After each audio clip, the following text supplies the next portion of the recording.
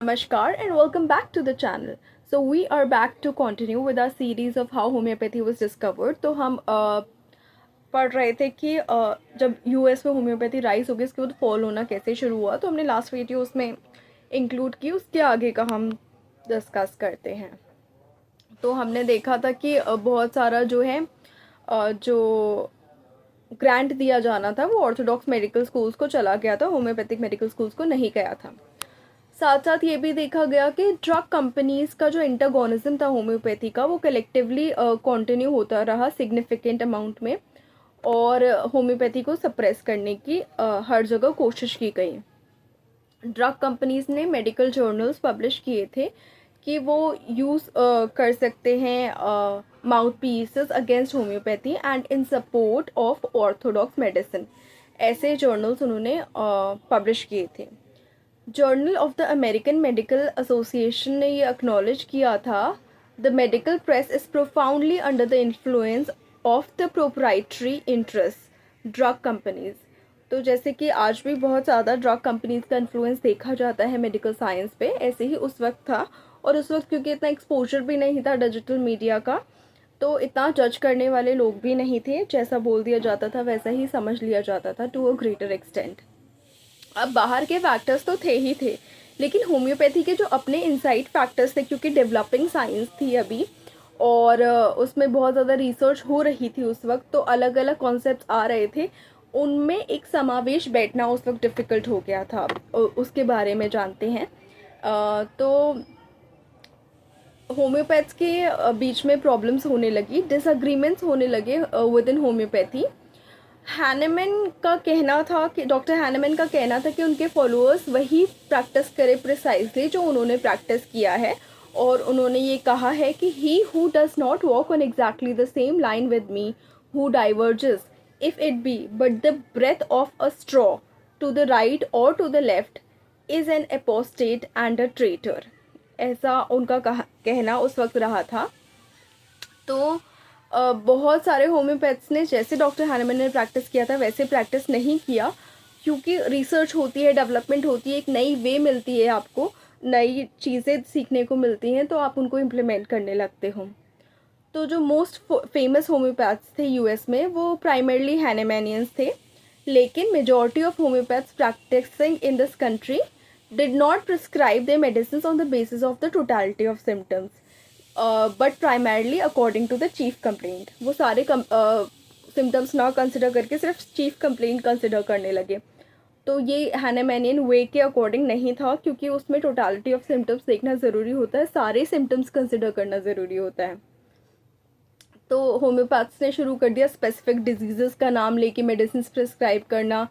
एक medicine headache के लिए, एक मेडिसिन उसी पर्सन के डाइजेस्टिव डिसऑर्डर के लिए, और एक और मेडिसिन स्किन प्रॉब्लम के लिए। Hahnemann and his followers were particularly adamant कि सिर्फ only one medicine at a time prescribe की जानी चाहिए, and Hahnemann refer to those practitioners who use more than a single medicine as pseudo homeopaths and other less kind things. क्योंकि भाषा का बहुत फ़र्क पड़ता है, आई थिंक, आप कैसे किसी को संबोधित करते हैं। यदि आपका कॉन्सेप्ट सही भी है तो भी एक तरीका होता है उसको एक्सप्रेस करने का, तो वो वहाँ पे वैसा समावेश नहीं बैठ पाया, डेरोगेटरी टर्म्स आपस में ही बोले जाने लगे। तो ये भी एक बहुत मेजर कारण रहा होम्योपैथी का उतनी जल्दी वापस ना बढ़ के भी फिर फॉल होने का। हैनेमैन ने प्राइमरीली यूज़ की थी medicine that were potentized to 3, 6, 9 और 12 और 30 times. Towards the end of Hahnemann's life उनके कलीग्स ने एक्सपेरिमेंट किया एंड सक्सेसफुली यूज़ की मेडिसिन जो 90, 200, 1000 और 10,000 टाइम्स तक प्रिस्क्राइब हुई थी। 1829 में डॉक्टर हैनेमैन ने एक लेटर लिखा अपने फ्रेंड को कि और उसमें ये डिसबिलीफ एक्सप्रेस किया in the effectiveness of these medicine. Hahnemann का ये भी कंसर्न था कि पब्लिक जो है ट्रस्ट ही नहीं प्लेस करेगी होम्योपैथी पे यदि हम dilutions more than 30th potency use करेंगे। तो जो कि आज भी प्रॉब्लम है कि ट्रस्ट ही प्लेस नहीं होता कि इतने डाइल्यूशन पे होता कैसे। वैसे मुझे वो सीरीज़ भी कंप्लीट करनी है। आई हैव बहुत सारी रिसर्च जो ऑलरेडी हुई हैं, मैंने ढूंढ के रखी है कि उतने डाइल्यूशंस पे कैसे काम करती है। So I will cover that in another video. खैर वापस टॉपिक पे आते हैं। डॉक्टर हैनेमन ने ये हायर पोटेंसीज उस वक्त नहीं मानी, लेकिन लेटर बाद में जब उन्होंने खुद यूज़ की और उनके इफ़ेक्ट आने लगा तो उन्होंने ये एडवोकेट करना इन पोटेंसीज को भी शुरू कर दिया। उन्होंने अपने जीवन काल में 1500 पोटेंसी तक यूज़ की। हायर पोटेंसी मेडिसिन बेसिकली होती हैं that have been potentize to 200, 1000, 10,000, 100,000 और मोर टाइम्स। लोअर पोटेंसी 3, 6, 9 और 12 टाइम्स, और medium potency is 1 potentize 30 times according to the author of this book. तो फिर हैनेमन की डेथ के बाद जो vast majority of Hahnemannian homeopaths थे उन्होंने अडॉप्ट कर ली हायर पोटेंसीज, क्योंकि उनके भी अच्छे काम हो रहे थे।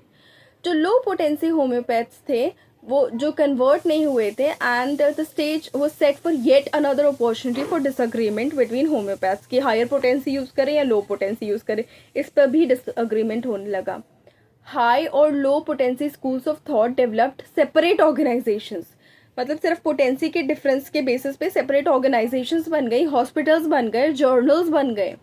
1901 में because of the disagreements among homeopaths, Chicago had 4 different homeopathic medical societies, क्योंकि इतने डिसएग्रीमेंट्स हो गए थे।